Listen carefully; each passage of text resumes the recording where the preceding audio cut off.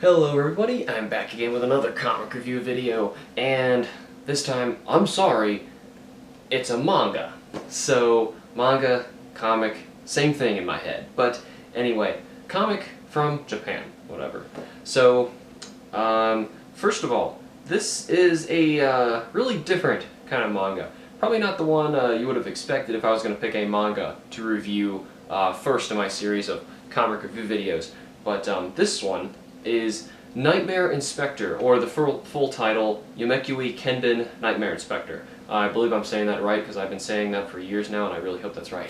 So, anyway, this is a really different type of manga. I say that because most of them I know are kind of categorized into some Japanese words that honestly I'm not really remembering anymore, like shoujo and stuff like that. All you manga fans probably know exactly what I'm talking about that I don't understand anymore. But basically, this is really different, and it's books like this, if you can't tell from what I read back here, I'm immediately attracted to because I think it's really interesting. I like the stuff that hasn't been done before, or are just really interesting ideas. And this book is both of those things.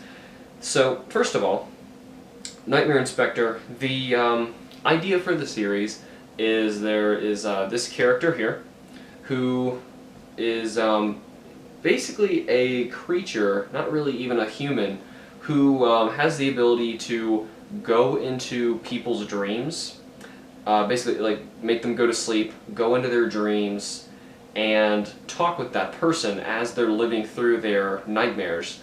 And they have to basically find out what's causing that nightmare in their life, and at the expense of this character solving their problems in their nightmare, making their nightmare go away, and in turn basically solving their life problems, the character ends up eating their nightmare because that's this person's substance, which, stupid me, I can't believe I'm seriously forgetting this person's name. Hiruko. I flipped through the whole thing again and I was like, oh shoot, I forgot that person's name. Hiruko. So, yes, it's a male. I know it's kind of hard to tell from some of the images in here because this artist does make guys look a little girly sometimes. And though it's not really a problem because the art is really great. It's really detailed and it's really Japanese. I don't mean that in an insulting way at all, because this is basically everything that's successful about Japanese art and storytelling. What I think the main difference is between Japanese and American is Japanese tends to think of the page as a way to design this bit of the story and make certain elements feel like ambient. And sometimes, if you notice, they'll show lots of panels where nothing's really happening. It might just be like a background panel, or things where they show aspects of the scene and not as much action-to-action story that tends to categorize most American comics.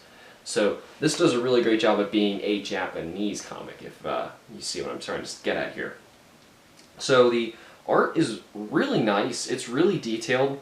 There's some bits in Japanese storytelling where you get a little lost from panel to panel, but that's just how it works from using so many of those panels that are like scene-to-scene aspect-y things.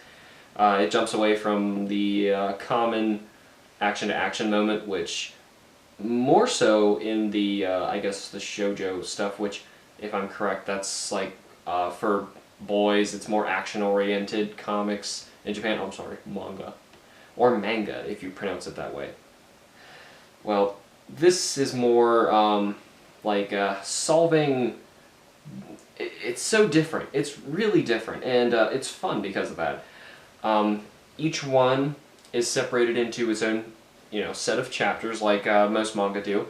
And in those chapters, I'll just kind of flip through it so you can get an idea of what it looks like as we're talking about it. In each chapter, there's a different dream that needs to be solved as a different person comes to the Silver Star Tea House, which is the name of the place that this Hiruko person is living. Actually, he lives there. it's funny, I remember the name of the tea house, but I didn't remember Haruko's name. So anyway, oh, and for reference, I am flipping through this in reverse. You read it from right to left, not left to right, if you're mainly in American stuff and you're just trying to look at some manga to read. This is an interesting one to pick up. I don't know if I would pick this up first if you were trying to get into Japanese comics. You know, it probably wouldn't be that big of a deal. The problem is, it's just not very popular. It's just one of those series that I just happened to stumble across and really liked it and read through the whole thing. I do have the whole thing behind me, if you can see it behind this figure here. It goes up through volume 9. I believe they're $10 each. Most manga is. Yes, it's $10. I'm sorry my video cut out. It's being a jerk today. I don't know what's wrong. But anyway, so eventually a main story starts evolving with Hiroko, the main character, and it's not that much. Most of the story is about these other people that come into the tea house. And like I said, it usually doesn't end very well for them. The dreams that they go into, the nightmares, are really interesting. Each one is very different, and each one feels like a dream. There's certain things that we really don't remember from dreams that, for some reason, this writer-artist, Shin Mashiba, is really good at pulling off in a book, and it's really cool. So I definitely recommend this comic for anyone who's interested in like dreams or horror. This is a horror type of comic as well as a mystery. It's all three of those things. It's really interesting. Not like a lot of manga I've seen today. I don't read that much, but most of them I've seen are not anything like this, and that's pretty cool. So if you're interested in getting into manga, you can let me know what you think of Nightmare Inspector if you can get a hold of it down in the comments. I'd love to hear what you think about it. So that is Nightmare Inspector, and I will see you guys in the next comic review video.